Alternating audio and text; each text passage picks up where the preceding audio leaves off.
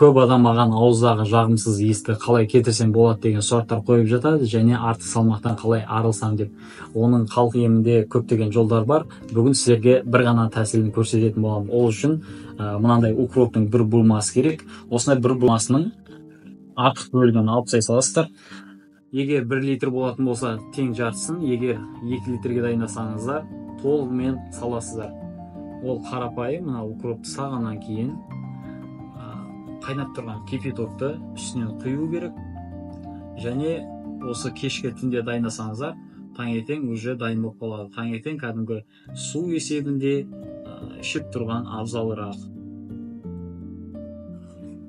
Мынаны құйып дайындағаннан кейін бетін жауып қою керек болады. Және осы емді басқа таныстарыңызға жолдап қойыңыз, каналға тіркеліп алыңыз.